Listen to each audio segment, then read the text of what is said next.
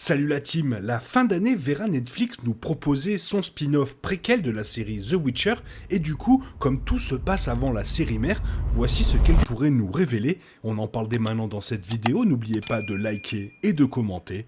Let's go. Petit message avant de commencer réellement cette vidéo, on est plus de 7000 sur la chaîne, merci énormément à tous ceux qui se sont abonnés, et bonne vidéo. L'univers de la série The Witcher s'étendra avec un spin-off préquel en live-action du nom de The Witcher Blood Origin.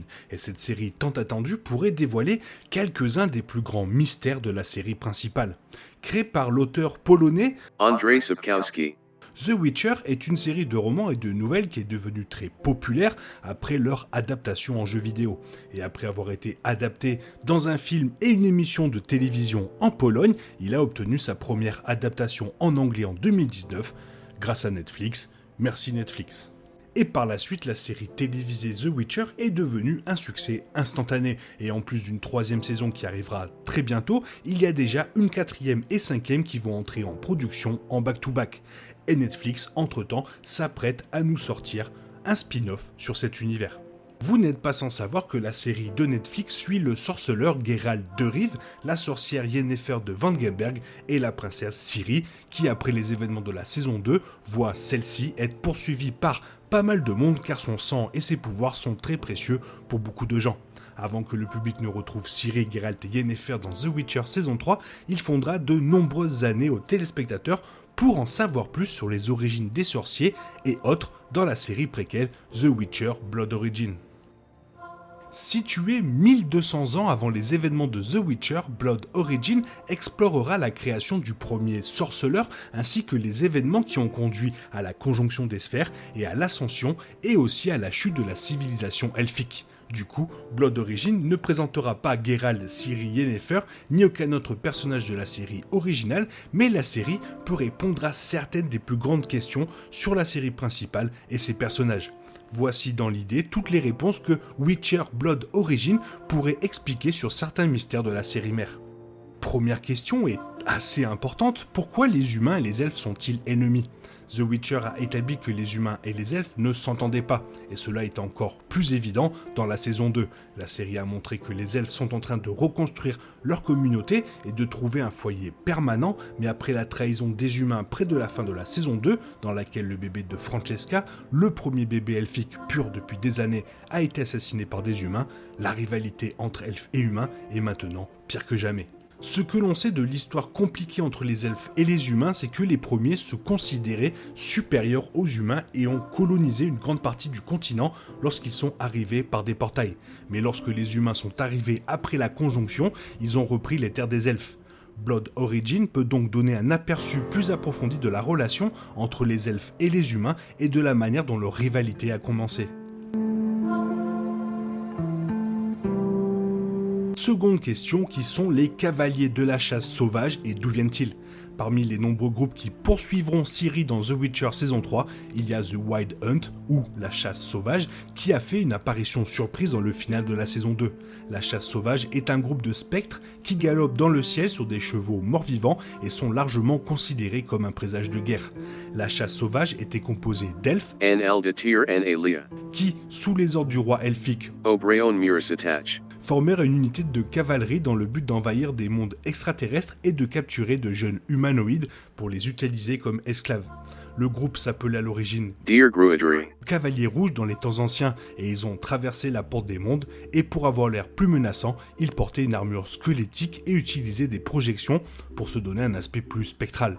À un moment donné, ils ont perdu l'accès à la porte et ne l'ont récupéré que partiellement. Les cavaliers ont donc dû changer de tactique et améliorer leur projection spectrale, ce qui leur a valu le nom de chasse sauvage. Maintenant, sachez que parmi les personnages de The Witcher Blood Origin se trouve Eredin Breagla, le chef de ce groupe de cavaliers, de sorte que les origines du groupe, leur vision et leurs objectifs peuvent être explorés dans la série. Autre chose que la série devrait aborder, c'est qu'est-ce qui s'est passé lors de la conjonction des sphères. Un événement important dans l'univers de The Witcher est la conjonction des sphères, qui sera finalement explorée dans The Witcher Blood Origin. La conjonction des sphères était un cataclysme qui s'est produit plus de 1500 ans avant les événements des romans. La showrunner de Witcher, Lauren Hichrich, a décrit la conjonction des sphères comme un tas de dimensions différentes qui s'entrechoquent, car l'événement a piégé de nombreuses créatures dans la même dimension. La conjonction a créé des failles à travers lesquelles des espèces d'autres dimensions se sont retrouvées sur le continent, conduisant à de nombreux conflits et batailles pour la domination. Et cela a également apporté une force mystique qui est maintenant connue sous le nom de magie ou chaos, et Blood Origin sera beaucoup plus proche de la conjonction des sphères que dans The Witcher.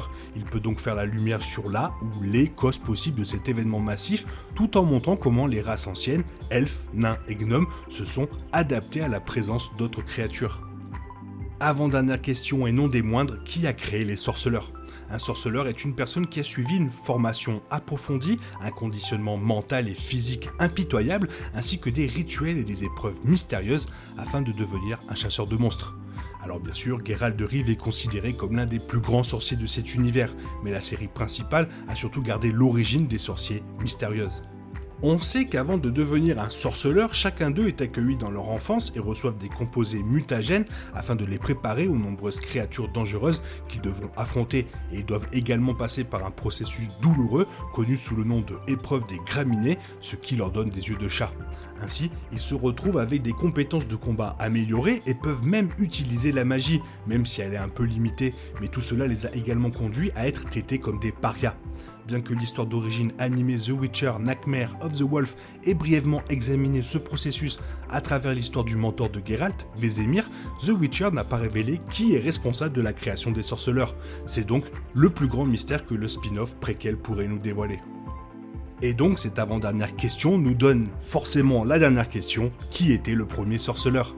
En explorant l'histoire du premier sorceleur, Blood Origin peut également expliquer pourquoi la plupart des gens à l'époque de la série principale ont choisi de ne pas s'associer aux sorceleurs, même si beaucoup d'entre eux dépendent de ces chasseurs de monstres pour rester en sécurité. Comme mentionné plus tôt, les sorceleurs étaient traités comme des parias en raison de leurs compétences et de leur potentiel magique limité, mais il y a sûrement plus que cela. Blood Origin peut également montrer à quel point le processus de devenir un sorceleur était différent à l'époque et comment le premier sorceleur est né, car maintenant les sorceleurs ont du mal à trouver du travail et à mener une vie d'errance et de collecte de pièces. J'attends énormément cette série en fin d'année car je pense qu'elle va nous délivrer énormément de réponses sur l'univers de The Witcher et c'est toujours bon à prendre.